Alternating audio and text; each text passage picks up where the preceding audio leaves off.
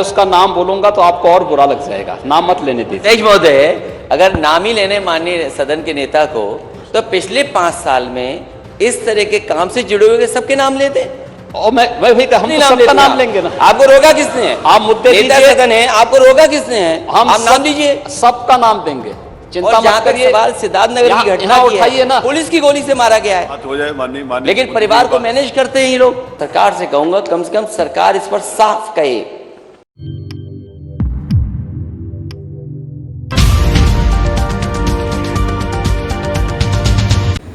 सलाम आदाब दोस्तों, मैं हूं शम्स सईद और आप देख रहे हैं न्यूज़ हर खबर आप तक। दोस्तों, जो खबर मैं आज आपके साथ शेयर करने वाला हूं वो बहुत बड़ी खबर है। आप ये वीडियो देख लें, उसके बाद आगे की बात करते हैं। हो जाए माननीय लेकिन परिवार को मैनेज करते हैं ये लोग। सरकार से कहूंगा कम से कम सरकार इस पर साफ कहे कि जो जीरो टॉलरेंस की बात कर रही हो और जो सबसे ज्यादा अपने आप को प्रचार में इस बात के लिए प्रचार कर रही हो कि वो सबसे ज्यादा संवेदनशील है महिलाओं को लेकर के, बेटियों को लेकर के, लड़कियों को लेकर के।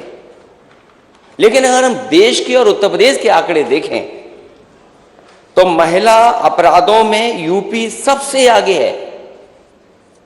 अगर ये आंकड़े सरकार नहीं मानती है तो सरकार ये बताए कि सरकार के पास जो सिस्टम है डायल 100 जिसको डायल 112 कर दिया है, उसके आंकड़े क्या कहते हैं। 1090 जो बना था सुरक्षा के लिए, उसके आंकड़े क्या कहते हैं।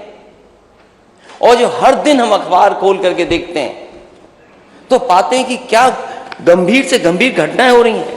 अपराध किसी भी प्रकार का हो वह अक्षम्य है, और खासतौर पर महिला संबंधी अपराध के मुद्दे पर सरकार पूरी गंभीरता के साथ अपराधियों के खिलाफ कठोरतापूर्वक कार्रवाई कर रही है। ये भारतीय जनता पार्टी की सरकार है। यहाँ अपराधियों के बारे में ये नहीं कहा जाता कि लड़के हैं गलती कर देते हैं।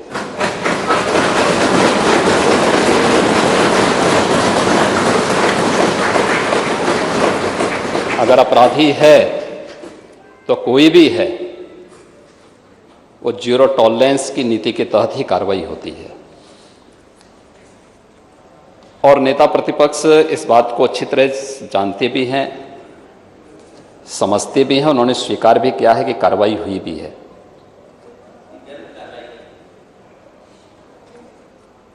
क्योंकि आप तो हर उस अपराधी का समर्थन करते हैं जो प्रदेश में अराजकता के पर्याय थे, गुंडागिर्दी जिनका पेशा बन चुका था। जिन घटना को उल्लेख यहां पर माननीय नेता प्रतिपक्ष ने किया है, इसमें से बहुत सारी चीजें सामने आई हैं। जैसे सिद्धार्थनगर में माननीय नेता प्रतिपक्ष गए थे, क्योंकि इसमें तो बहुत सारे लोग हैं जो प्रदेश की कानून व्यवस्था पर उंगली नहीं उठा सकते थे। वे लोग अब कुछ ना कुछ षड्यंत्र तो करेंगे, क्योंकि पब्लिक ने उन्हें इस लायक छोड़ा नहीं कि वे कुछ कर सकें, तो अब वह कुछ ना कुछ षड्यंत्र तो करते। महोदय, पुलिस पार्टी के जाने के बाद जितेंद्र यादव नाम के एक व्यक्ति ने वहां पर गोली चलाई थी और एक मुस्लिम निर्दोष महिला को वहां गोली मारी थी। वह पकड़ा गया है और ऐसे अपराधियों के खिलाफ बहुत सख्ती से निपटने की कार्रवाई की छूट भी प्रशासन को दी गई है। यही नहीं, ये पहली बार नहीं हुआ है। मुझे याद है 2017 में जब हमारी सरकार का गठन हुआ था, तो उस समय आजमगढ़ में जहरीली शराब से कई मौतें हुई थी। और जहरीली शराब से कई मौतें होने के बाद हम लोगों ने जब उसकी तह में गए तो कौन वो व्यक्ति है, क्या ये सच नहीं था कि जहरीली शराब से निर्दोष लोगों को मारने वाला व्यक्ति समाजवादी पार्टी से जुड़ा हुआ था?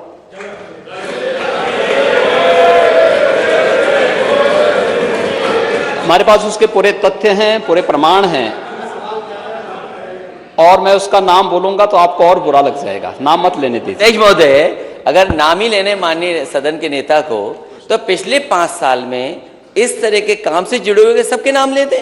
और मैं भी हम नहीं तो नाम सबका लेते नाम आप। लेंगे ना। आपको रोका किसने है? आप मुद्दे नेता दीजिए। सदन है, आपको रोका किसने है? हम आप नाम लीजिए। सबका नाम देंगे, चिंता और जहां मत तक करिए। सवाल सिद्धार्थनगर की यहाँ- घटना यहाँ की उठाइए है, ना। पुलिस की गोली से मारा गया है, बात हो जाए माननीय लेकिन परिवार को मैनेज करते हैं ये लोग। माननीय मुख्यमंत्री जी की बात आई। उसमें आप एक जिम्मेदार व्यक्ति हैं, प्रदेश के पूर्व मुख्यमंत्री रह चुके हैं, और उस उठाइए। गंभीरता को, पुरानी बात नहीं। नेता सदन ने कहा, जब शिकायतें की गई सरकार की, अधिकारियों की शिकायतें जब हुई, तो नेता सदन ने कहा कि आप लोग दलाली छोड़ दो, अधिकारियों को मैं सुधार दूंगा। मैं अपने नेता सदन का बहुत धन्यवाद देता हूं। 5 साल तक दलाली चलती रही, नेता सदन को पता ही नहीं लगा।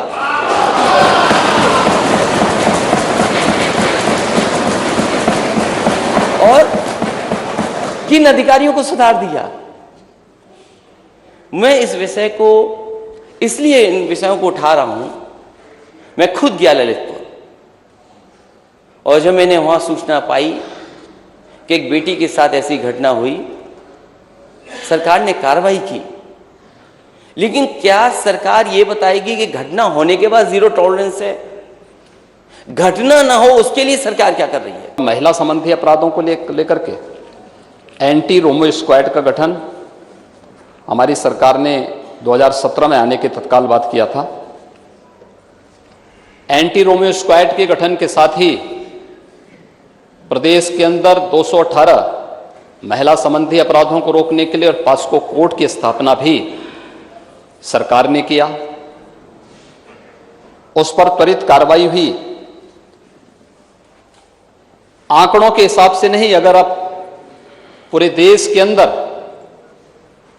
घटित होने वाले मामलों की संख्या को अगर आप देखेंगे, 2012 से 17 के बीच में विभिन्न प्रकार के जो अपराध हुए हैं, चाहे वह हत्या से संबंधित हों, लूट से संबंधित हों, दुष्कर्म से संबंधित हों, महिला संबंधी अपराध हों, इनमें भारी गिरावट आई है।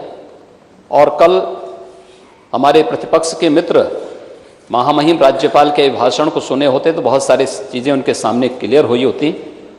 बाकी जो कुछ बचेंगी अभिभाषण पर जवाब देंगे, उस समय आपको बहुत स्पष्ट रूप से बताएंगे कि अपराधों में कितनी गिरावट आई है। कुछ लोगों ने इस विधानसभा चुनाव के दौरान भी, या चुनाव संपन्न हुए उसके बाद कुछ हरकत की थी, लेकिन उस हरकत को कुछ ही घंटों में हम लोगों ने कंट्रोल भी किया, यूपी पुलिस ने कंट्रोल भी किया है। बहुत सारे लोगों ने गर्मी दिखाने का प्रयास भी किया, तो गर्मी भी शांत हो रही है, बहुत अच्छे ढंग से हो रही है। इसी तरह सिद्धार्थनगर में, क्योंकि पुलिस को खुली छूट मिली हुई है, सिद्धार्थनगर में घर में जाकर के पुलिस पकड़ने की कोशिश करती, नहीं पकड़ पाती है, या मां उसको छुटवाने आती, मां को गोली मार दी जाती, और उस घटना को क्या रूप दे दिया गया, किसी और को जाकर के जेल भेज दिया। सच्चाई जनता जानती है, लेकिन सरकार और प्रशासन जब अपराधियों के साथ खड़ा हो जाएगा, जो घटना कर रहे हैं उनके साथ खड़ा हो जाएगा, तो न्याय कैसे मिलेगा?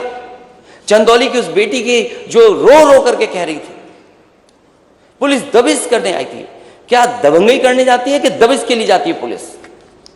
उसकी व्यवस्था है, सिस्टम है, आप कैसे जाएंगे घर में? ये किसने छूट दी है?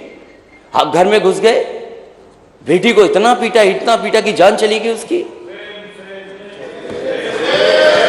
और ये बात मैं नहीं कहता हूं, और आज के जमाने में जब आप डिजिटलाइज कर रहे हो सब चीजों को, हर चीज को आप इंटरनेट से जोड़ रहे हैं, क्या आपने नहीं सुना? माननीय सदस्य जितने भी हैं सबने सुना होगा कि वो बहन क्या कह रही थी। उसकी बहन कह रही थी कि पुलिस ने इतना पीटा कि जान चली गई। उसके बाद पुलिस उसकी झूठी कहानी बनाने के लिए फांसी से लटकाना चाहती थी। ये घटनाएं होंगी उत्तर प्रदेश में। जिन घटना को उल्लेख यहां पर माननीय नेता प्रतिपक्ष ने किया है, इसमें से बहुत सारी चीजें सामने आई हैं। जैसे सिद्धार्थनगर में माननीय नेता प्रतिपक्ष गए थे, क्योंकि इसमें तो बहुत सारे लोग हैं जो प्रदेश की कानून व्यवस्था पर उंगली नहीं उठा सकते थे। वे लोग अब कुछ ना कुछ षड्यंत्र तो करेंगे, क्योंकि पब्लिक ने उन्हें इस लायक छोड़ा नहीं कि वे कुछ कर सकें, तो अब वह कुछ ना कुछ षड्यंत्र तो करते। महोदय, पुलिस पार्टी के जाने के बाद जितेंद्र यादव नाम के एक व्यक्ति ने वहां पर गोली चलाई थी और एक मुस्लिम निर्दोष महिला को वहां गोली मारी थी। वह पकड़ा गया है और ऐसे अपराधियों के खिलाफ बहुत सख्ती से निपटने की कार्रवाई की छूट भी प्रशासन को दी गई है। आपसे निवेदन है दोस्तों, अगर आप इस खबर को फेसबुक पर देख रहे हैं तो हमारे फेसबुक पेज हर खबर आप तक को जरूर लाइक और फॉलो कीजिएगा, ताकि आपको लेटेस्ट अपडेट और वो खबरें मिलती रहें, खासतौर से जिनको गोदी मीडिया नहीं दिखाता है। इस वीडियो में इतना ही, हमें दीजिए इजाजत, आगे फिर मुलाकात होगी आपसे किसी ऐसी ही खबर के साथ। तब तक के लिए जय हिंद, धन्यवाद दोस्तों।